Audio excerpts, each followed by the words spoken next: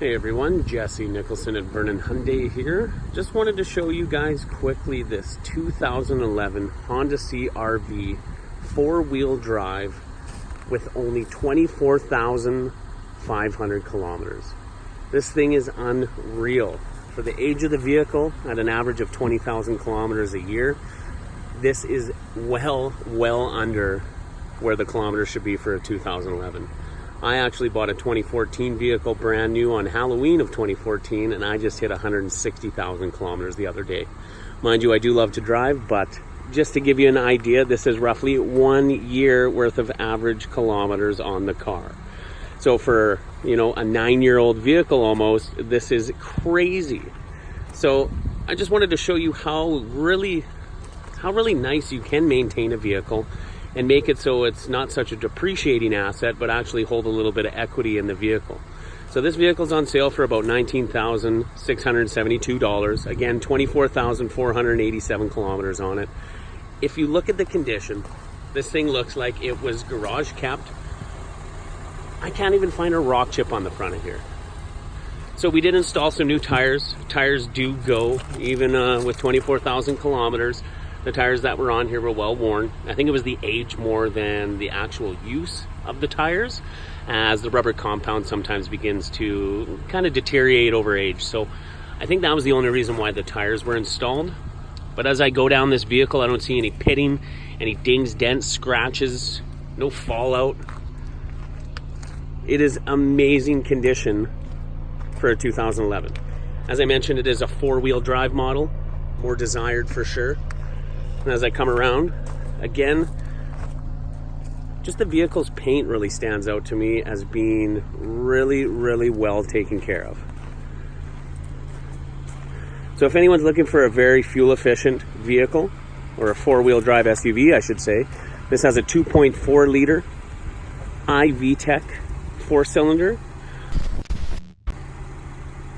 The iVTEC will kick in at a higher RPM, usually around the 5,000 mark, to create kind of like a power band. So if anyone's ever driven a two-stroke dirt bike, you'll know when you get into the higher RPMs, you get a kind of a sudden boost or sudden kick of power. So the intelligent iVTEC will do the same thing in the Honda CR-V.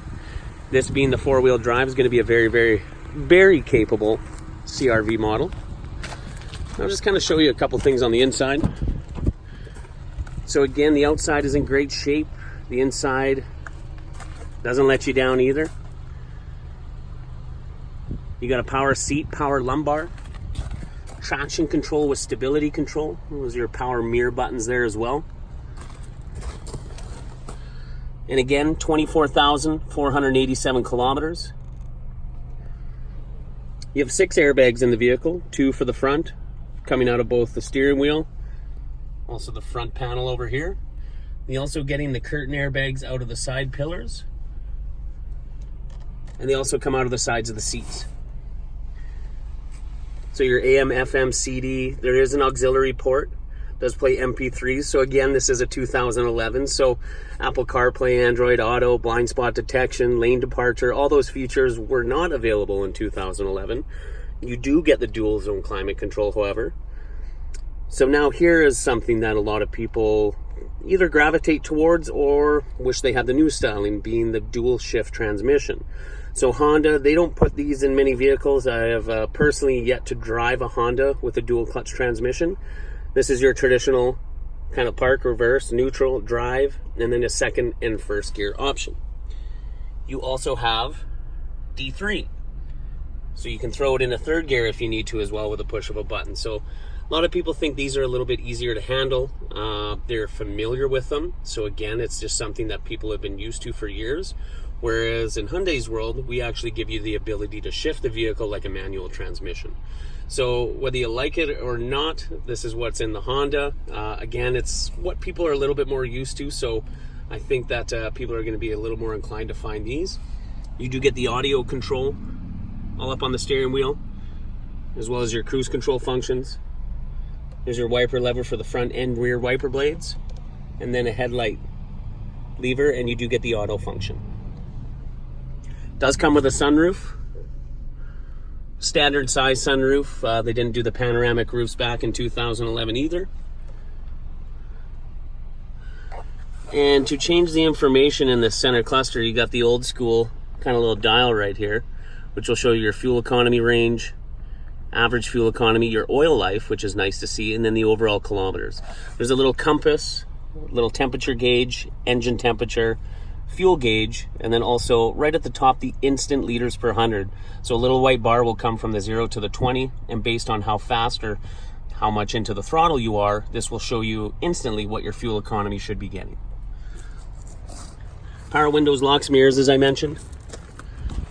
Now, again, just to kind of show the interior of this thing for a 2011 is immaculate. Coming over to the sides, you'll notice it also has a kind of a handy little storage area in the middle here, some cup holders. There's 2 parts that do open up and close for more storage. And then also the armrests. This is something that I wish more manufacturers would do, as just adding a simple armrest to the side of the seat can honestly be the difference of being comfortable or not in a vehicle. I also love how the middle seat belt tucks up and away. So a lot of our Hyundai vehicles do this as well. Honda had a great idea. So you do take this, pull it down, and there is a little attachment down here. So this actually goes into this buckle. Now you have a middle seat belt.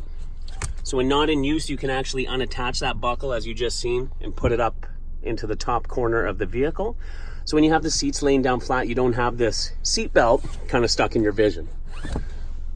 So another thing I like is the folding rear headrests. So when you lay the seats down flat, sometimes the headrests, people either have to take them out or you have to readjust them. So it's nice that at a press of a button, you can actually just kind of tuck it in, and more often than not, this is the difference actually getting those seats down flat the first time or not. So we put it through a 127-point inspection. Other than adding the tires and doing the oil change, kind of the typical stuff, didn't have to do too much to this vehicle at all. As with 24,000 kilometers, there's not much that would have been expected. And this is another cool little feature. So this little tray right here, I can flip it up, I can take it out, I can keep it in there if I want to stack things and kind of have a 2-tiered kind of cargo hold. So I think that's a great idea. A lot of manufacturers, they add the privacy cover, which will just cover this entire top area here, which you can kind of fold in and out. I like this idea better. A little bit more practical. You cannot put things on top of a privacy cover, whereas obviously I can put things on top of this little bench. And honestly, I think it's just a great little feature to have. Snaps into place, and there you have it. So again, the Honda CR-V is consistently one of the vehicles that we're always cross-shopped against when our Hyundai products here. And to have this 2011 EX 4-wheel drive with only 24,000 kilometers is crazy. So if you know of anyone who's looking for a really great deal on a pre-owned SUV that has the kilometers of a near new vehicle, but you don't want to pay near new pricing, then this is your next vehicle.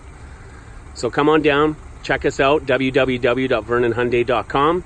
Look me up, my name is Jesse Nicholson, jnicholson@vernonhyundai.com. If you want to shoot me a message, set up a test drive, or get a little bit more information on the actual history of the vehicle. But again, I just wanted to show you guys that they do exist. These gems do exist, and we are always out there trying to find the next one. So thanks again for watching the quick video, guys. If you have any questions, make sure to give me a shout. Have a great day.